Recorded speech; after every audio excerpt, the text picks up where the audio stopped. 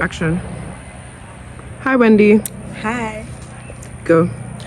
Okay, so my final year experience so far, I will say, has been beautiful. It has been easier than what I was expecting. I feel like it's just because all the pressure that has to be on my back has literally like gone off. Do you understand? Because I just feel like I'm finally at the end.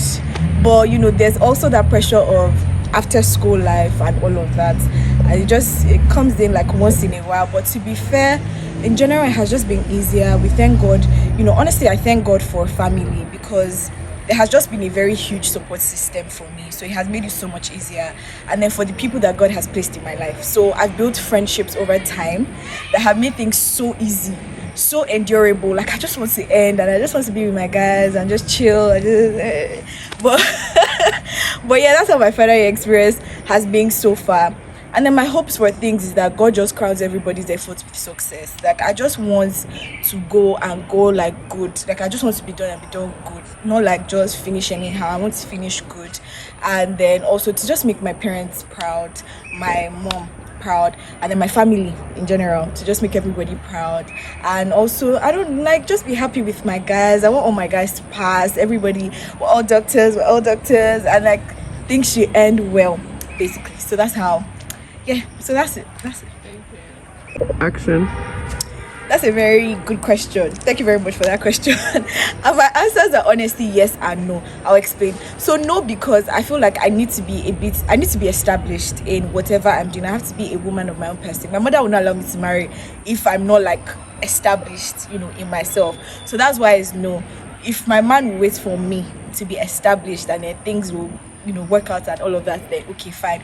Yes, because if God has provided the man, which maybe he has, then, you know, why not? But like I feel like it would just, you know, I can fit into that role of Odogu's wife. Do you understand? So that's why it's yes and no. So no more Sha, but yes, I mean, why not? Yeah. Okay, so hi chicks. Hi. So next question. Yeah. What is the funniest mispronunciation you've heard in a lecture? Well, it has to be during Path and Farm. The hematology guy always saying diagonalize. I don't know, for some weird reason it was always like really, really funny to me. So yeah, it has to be that. Okay. And lastly, so your whole med school life and your school life so far, what TV series, what's the name of your show you give it? The whole experience. Probably The Abattoir. I don't know why, but like The Abattoir. What does that mean? Right now. Who is your favorite teacher and what is the one thing you always remember about him or her? Prof. Imari, because he believed in me. Like I'm not someone that participates in any activities, but like when it comes to surgeries or cannulations, but like he made me participate in surgery. He even made me he made me participate in the surgery, and I was really grateful for that. What is the one thing you would change about the medical education system in Babcock?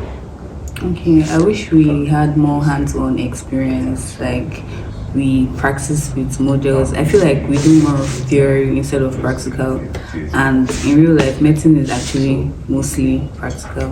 So that's one thing I'll change. Us having more models and practicing things like suturing and all that. Okay. So last question. Who is your favorite teacher and what is the one thing you will always remember about him or her? Prof. Imran, because he believed in me. Why did I start medicine? Well, I believe that I could find something out of medicine, and that's where God probably wanted me to be, and I could gain something out of studying medicine by becoming a medical doctor and helping people in the society to better themselves. So that's why I became a medical doctor.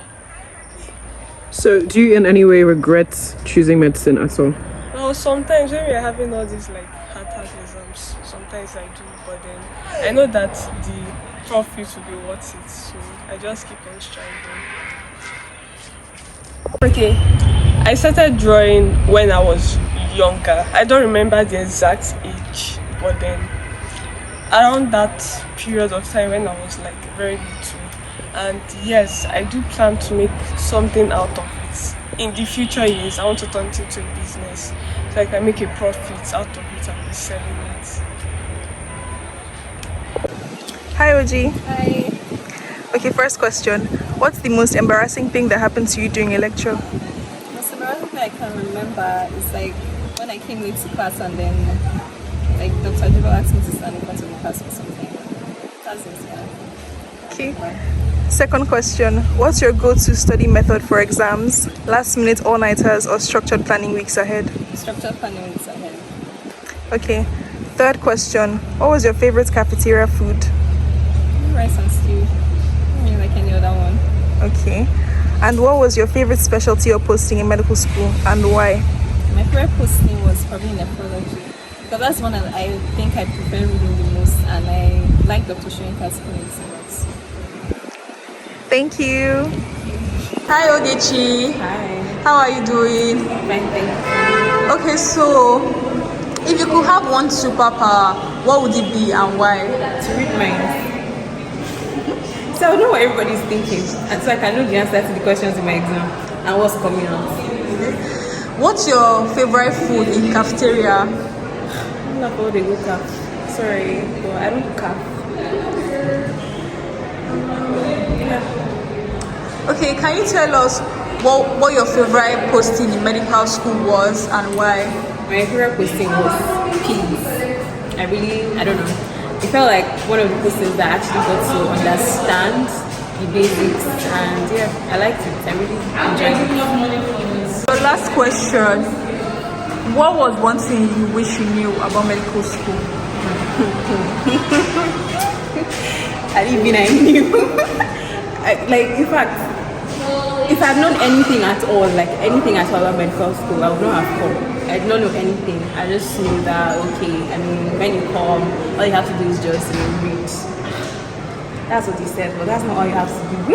You have to attend classes and post it and read at the same time. But yeah, if I had known that it would be this stressful, I would not have come posting. I'm a self-paid now. Thank you, okay, bye. Hi, Wobase. Hi. Okay, first question.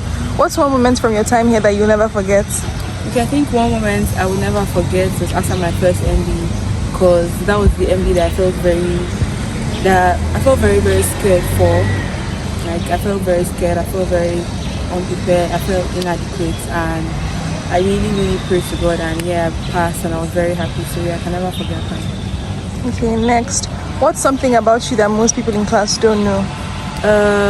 Okay, so I think something about me that most people in class don't know is that I used to have like different hobbies, like different like times of my life. There are times when I'll just start saying like, oh, I want to crochet, and I'll start crocheting, but now I'll stop it. I want to do something, I'll start something and I'll do it. So yeah, that's it. Okay, what will you miss the most after graduating? I think my friends, to be honest, because I don't think there's anything for me to miss in this school aside my friends, because my friends actually keep me like going a lot. So yeah, I'll miss my friends. Okay. And last question, what's your most cherished friendship from university and why? Okay, this is a very deep question, and I'm not meaning to like hurt any of my friends, but I would say my friendship with Shiso, cause like we were in same secondary school, I'm wearing clothes like in school, so when we came here, we like came very close, and yeah, like she's my sister basically. So yeah. Thank you. Hi. Hi, Lana. Hi, okay. So, what was your turning point in med school? So my turning point in med school was 300 level MBA. I had receipts in physiology and biochem, and I feel like it just really dawned on me that I was properly in medical school. I had to prove to myself that I deserved to be a doctor. So yeah, and it worked out fine. I mean, I'm here.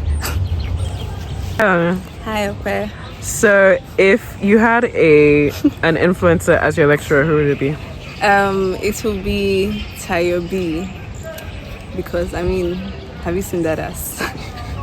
I feel like if I'm having a bad day and I just come for a lecture, I'll just be happy, like just looking at it. And days like I don't want to come out of the hall, to be something very nice to look forward to get. Yeah. Khaled. Hello. So if your uni experience had a theme song, what would it be?